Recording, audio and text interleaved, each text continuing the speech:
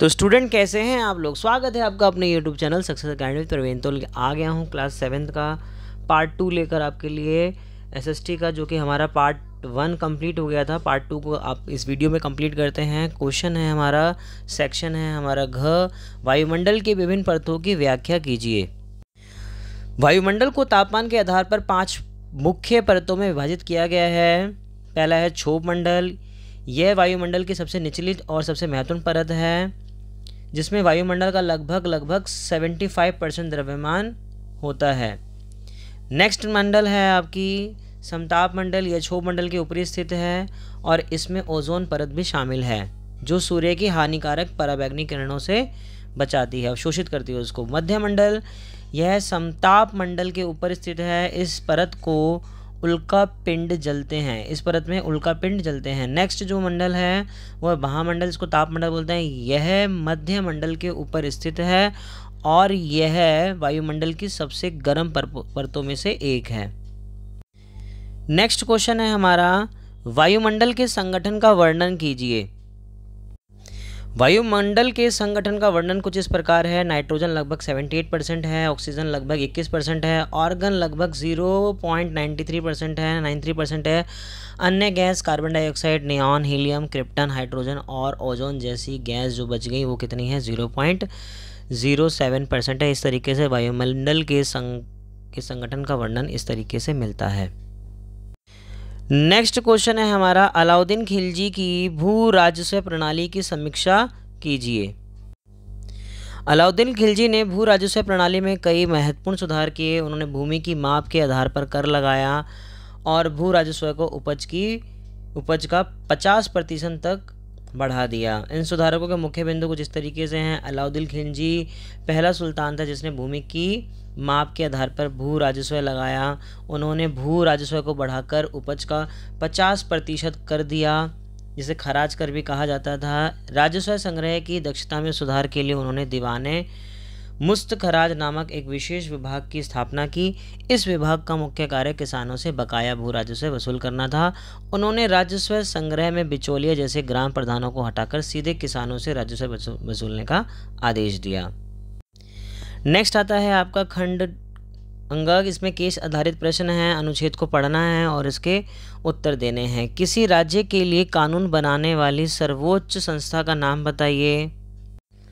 Next question है इसी का, विधानसभा के सदस्यों का चुनाव कौन करता है। और अगला है, राज्य को छोटे छोटे क्षेत्रों में क्यों विभाजित किया जाता है। आइए इन तीनों प्रश्नों के उत्तर देखते हैं। किसी राज्य के लिए कानून बनाने वाली सर्वोच्च संस्था का नाम विधानसभा है। विधानसभा के सदस्यों का चुनाव जनता करती है। राज्य को छोटे छोटे क्षेत्रों में इसलिए विभाजित किया जाता है क्योंकि इसमें प्रत्येक निर्वाचन क्षेत्र से जनता अपने एक प्रतिनिधि चुन सकती है। इससे जनता के लिए अपने प्रतिनिधि को चुनना आसान हो जाता है और प्रतिनिधि भी अपने क्षेत्र की जनता के प्रति जवाबदेह होते हैं। अनुच्छेद को पढ़कर उत्तर पूछे गए प्रश्नों के उत्तर दीजिए। हर्ष अक्षांश की सीमा का उल्लेख कीजिए। व्यापारिक पवनें क्या हैं। भूमध्य क्षेत्र में निम्न दाब क्यों पाया जाता है। तो हर्ष अक्षांश क्या है। हर्ष अक्षांश की सीमा 30 डिग्री से 35 डिग्री अक्षांश के बीच है। व्यापारिक पवनें क्या हैं। व्यापारिक पवनें वे हवाएं हैं जो उपोष्ण उच्च दाब से भूमध्य रेखीय निम्न दाब की ओर चलती हैं। भूमध्य क्षेत्र में निम्न दाब इसलिए पाया जाता है क्योंकि यहाँ सूर्य की किरणें सीधी पड़ती है, जिससे हवा गर्म होकर ऊपर उठती है और हवा का घनत्व कम हो जाता है, जिसके परिणाम स्वरूप निम्न दाब का क्षेत्र बनता है। निम्नलिखित अनुच्छेद को पढ़कर पूछे गए प्रश्नों के उत्तर दीजिए। चंगेज खान कौन था। चंगेज खान ने दिल्ली पर किसके शासनकाल में आक्रमण किया। सल्तनत के शासकों को बड़ी स्थायी सेना खड़ी करने की आवश्यकता क्यों पड़ी। चंगेज खान मंगोलों का नेता था जिसने 1219 में उत्तर पूर्वी ईरान में हमला किया था। चंगेज खान ने अलाउद्दीन खिलजी और मोहम्मद तुगलक के शासनकाल के चंगेज खान ने अलाउद्दीन खिलजी और मोहम्मद तुगलक के शासनकाल के आरंभ में दिल्ली पर आक्रमण किया था। सल्तनत के शासकों को बड़ी स्थायी सेना खड़ी करने की आवश्यकता इसलिए पड़ी क्योंकि दिल्ली पर मंगोलों के धावे बढ़ गए थे। क्वेश्चन नंबर 13 है, निम्नलिखित अनुच्छेद को ध्यानपूर्वक पढ़िए और पूछे गए प्रश्नों के उत्तर दीजिए। हमें स्वास्थ्य सुविधाएं की आवश्यकता क्यों होती है? विज्ञान की प्रगति ने चिकित्सा सुविधाओं में किस प्रकार सहायता पहुंचाई? सार्वजनिक स्वास्थ्य सेवाएं सरकार द्वारा चलना क्यों आवश्यक है? हमें स्वास्थ्य सुविधाओं की आवश्यकता इसलिए पड़ती है क्योंकि हमें बीमार होने पर या चोट लगने पर इलाज की ज़रूरत होती है।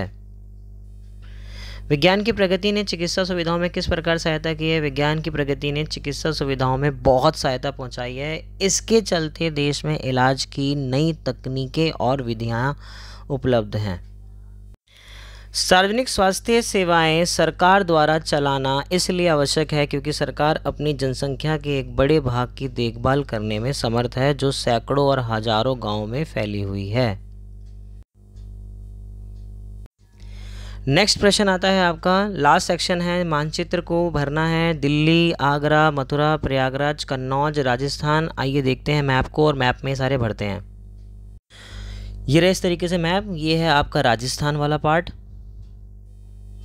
ये है आपकी दिल्ली, मथुरा, आगरा, प्रयागराज और ये है कन्नौज।